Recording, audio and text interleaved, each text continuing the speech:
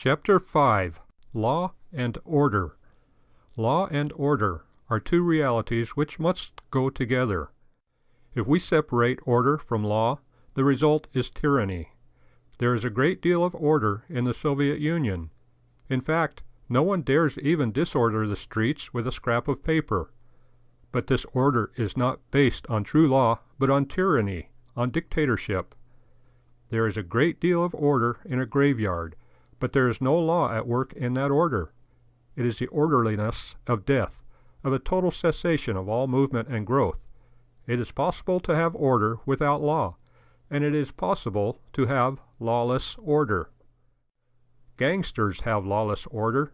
No principle of justice governs their order. It is a case of either obey or get shot. It is an order which despises justice and law, and it works to subvert them. Nowadays, our courts are often working against godly law and creating an ungodly and totalitarian order.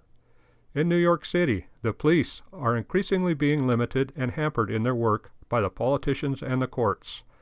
The police have been seriously handicapped in their efforts to control racial violence. But on August 17, 1966, news dispatches reported that, quote, a city agency that used two notorious gangsters in an attempt to stem New York's recent racial violence even gave them letters of introduction so police would not interfere, end quote. Gangsters can bring order to a community, but they cannot bring law. Communists have brought order to many countries, but it is a lawless order of dictatorship, tyranny, and the graveyard. And federal officials can bring order to farmers and to farm labor, but it is not the order of law, morally based and religiously grounded. What the United States needs badly is law and order, godly law and order. Instead, we are increasingly getting order and orders without law.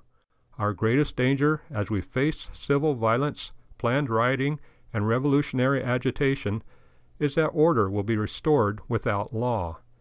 Revolutionists have always staged public disorders to break down law and to lead people to demand order, any kind of order. The revolutionists then help provide a new lawless order, sacrificing law in the name of order. We must not, therefore, separate law and order one from another, nor can we tolerate it from churchmen or politicians. Too many people are working for laws which only create disorders, and for an order which can only destroy law.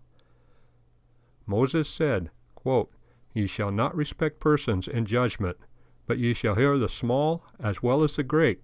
Ye shall not be afraid of the face of man, for the judgment is God's. End quote. Deuteronomy 1:17. There is thus no law where there is any class legislation, nor is there any order except the order of tyranny. Is this what we want?